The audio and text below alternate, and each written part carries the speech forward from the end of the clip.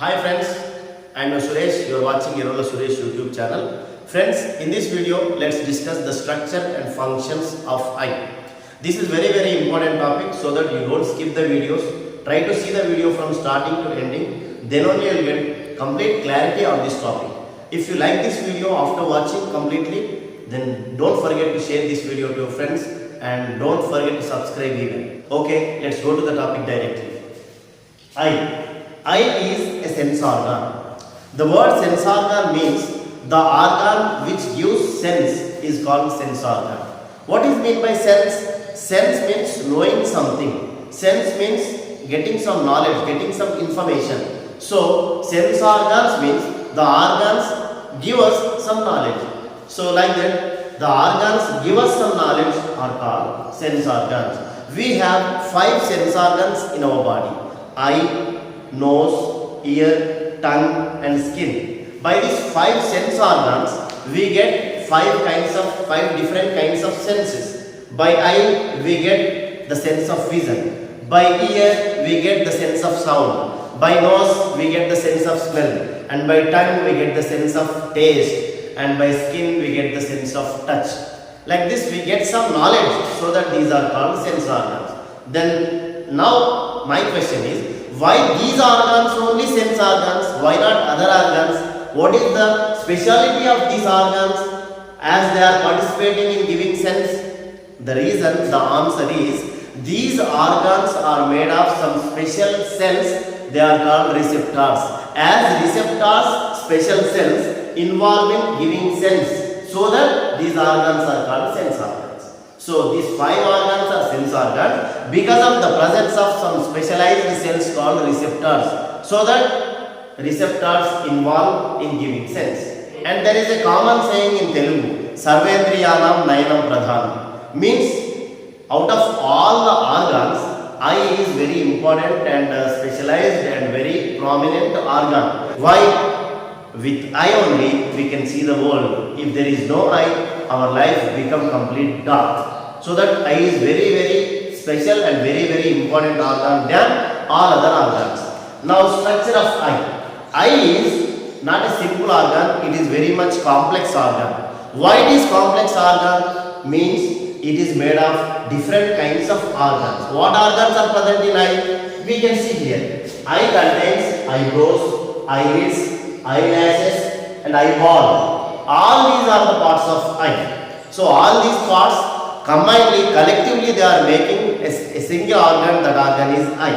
Out of all these organs, eyeball is the main part of the eye. Complete portion, major portion of eye is located inside the eye socket in the skull. Only 1/6 portion of eye is visible externally, and remaining complete portion of eye is located inside the eye socket. Though it is very much complex organ, only little portion of eye is visible externally, so that we think that it may be a simple organ, but it is not as simple as it appears. It is very much complex organ.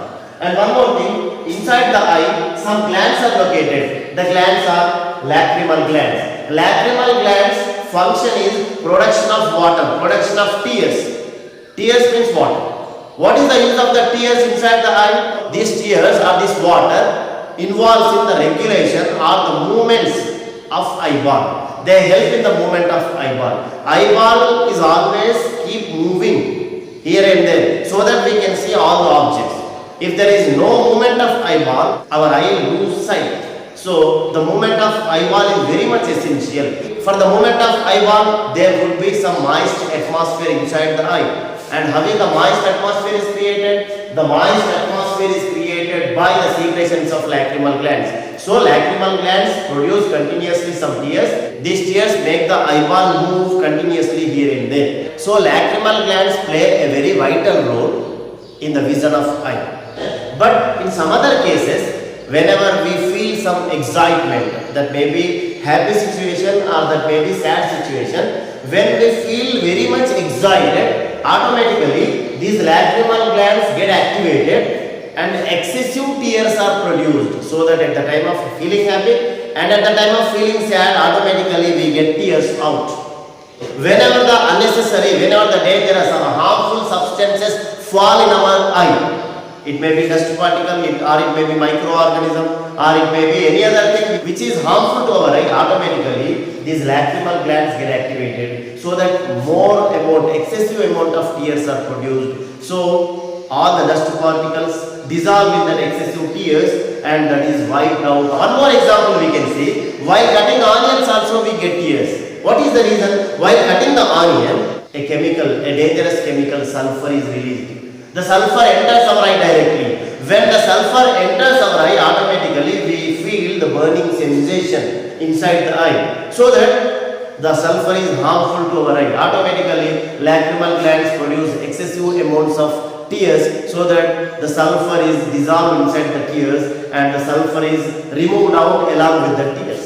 Like this, lacrimal glands are playing very much crucial role and vital role in protection of eye and also in the movement of eyeball. Now this eyeball is made of 3 layers.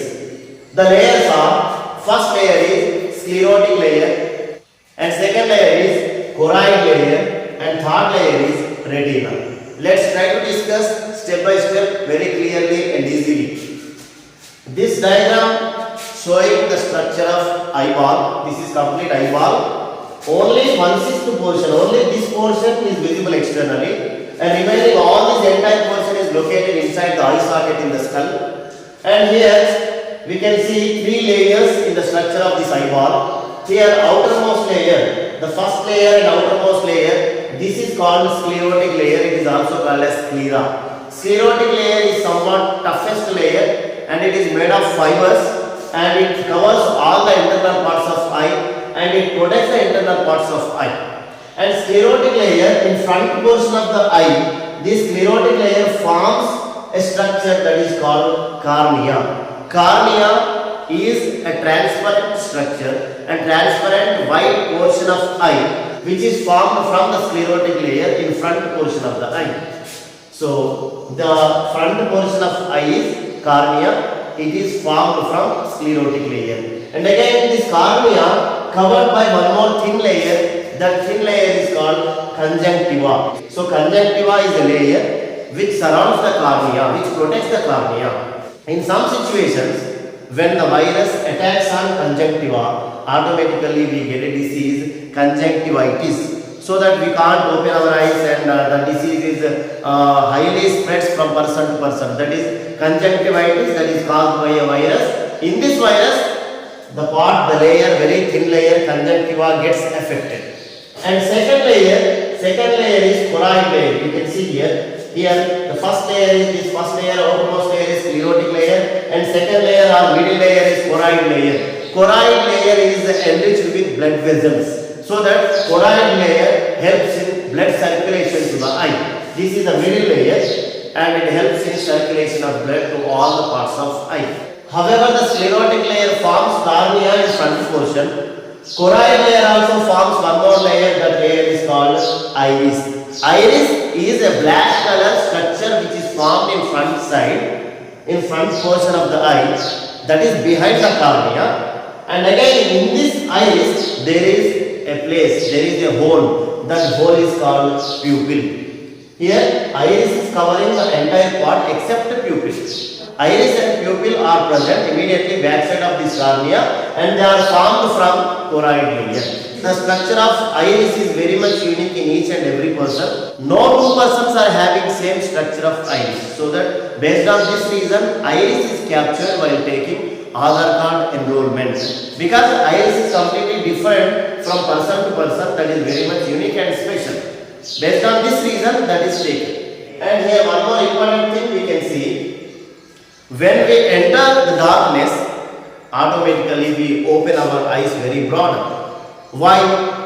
Whenever we open our eyes very much broader, the size of pupil also increases, so that more amount of light enters our eye, so we can be able to see the objects even in darkness.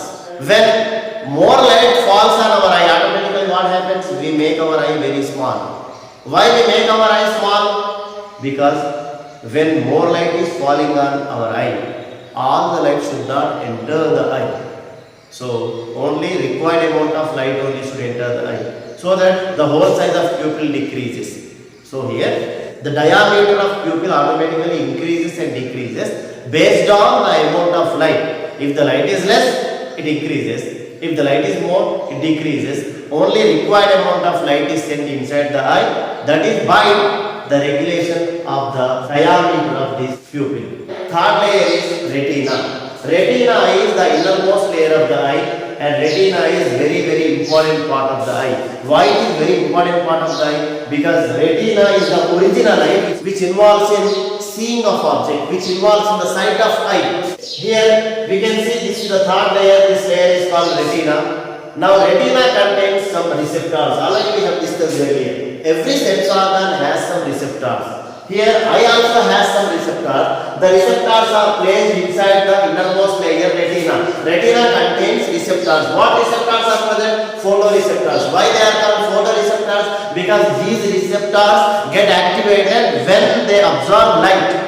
They are activated only in the presence of light. So that they are called photoreceptors. Photoreceptors present in retina are of two kinds. They are rods and cones. Rods are the receptors. They contain a pigment called rhodopsin.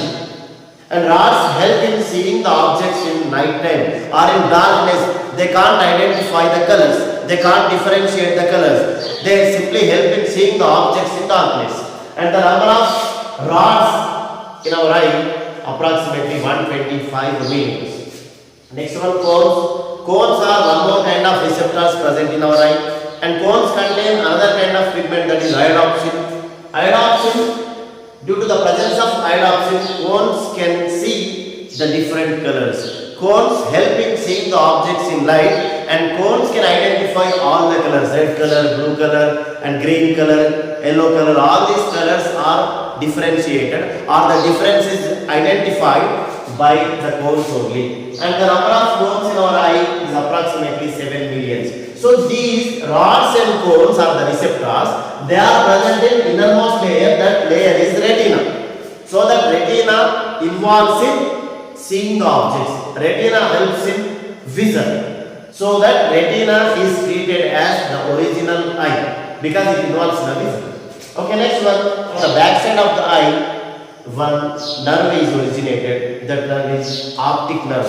Optic nerve is the nerve which carries the information from eye to brain. So that brain analyzes the information of the object so that we can get the feeling of seeing any object.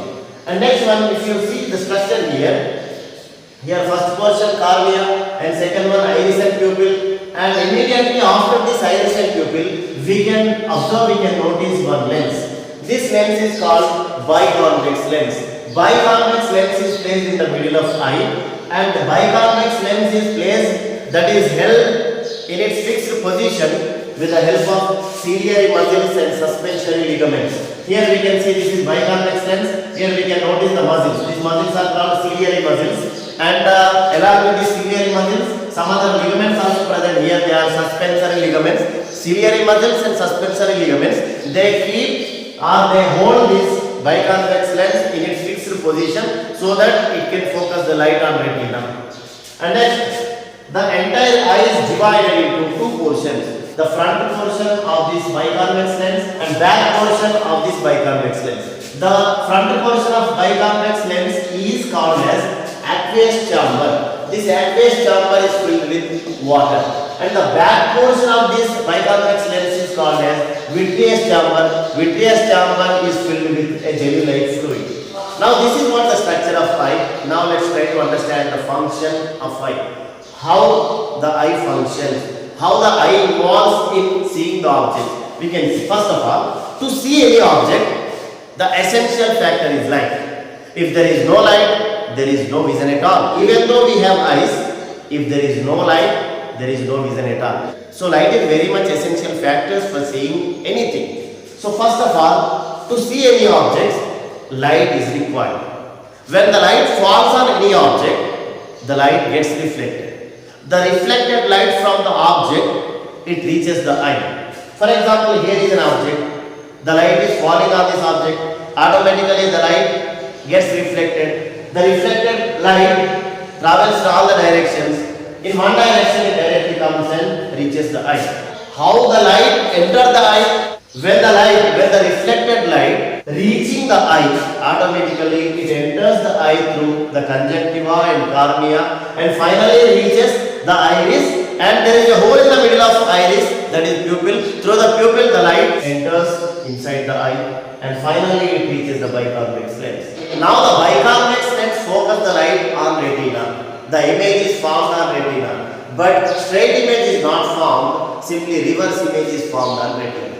This is what the functioning of this biconvex lens. The image is formed, the image of the object is formed on the retina. So whenever the image is formed on the retina, automatically some receptors are present in retina. When the image is formed on retina on the screen, this is what the screen, simply we can say that it is a screen because on the screen only image formed. So as soon as the image is formed on the screen, means the on retina, so inside the retina already receptors are present. So that receptors get activated and they produce some nerve impulse. Now all the nerve impulse is collected and finally that is transferred to the nerve. That nerve is optic nerve. This optic nerve transfers or carries the information from this eye to the brain. So that what happens inside the brain? The brain analyzes the information carried by optic nerve. So finally we can get the feeling of seeing object. But in the feeling, automatically we can see the object in straight manner only. Here reverse image is formed, but in final understanding we can understand the image as straight only. This is what the process, this is what the analysis going on inside the brain. So here optic nerve is carrying the information from this retina to the brain. And here one more thing, wherever the optic nerve is getting connected to the retina, in that portion there will be no rods and no cones, no receptors are present where the optic nerve joins retina. So that portion, in that portion, no image is formed, no vision is formed. So that portion is called blind spot. Blind spot means the area, no vision area. The area, no vision formed, no image formed. That is simply known as no vision area. Why no vision area? In that area, no cones, no rods present. And one more area also there on this retina, more number of cones and more number of rods are present. There very much clear image is formed and that area is called yellow spot. Yellow spot or fovea or macula. Why that is yellow spot? Why it is called fovea or macula? Why clear image is formed? In some portion on retina, more number of rods and cones present, so that very much clear image is formed. As the image is very much clear, that is known as yellow spot or fovea or macula. So this is what the procedure of formation of image. So friends, I think you understood very clearly the structure and functions of eye. And if you like this video, please share this video to your friends and family members also. And for this kind of interesting videos, you keep watching my channel, Erola Suresh YouTube channel. Okay, thank you very much.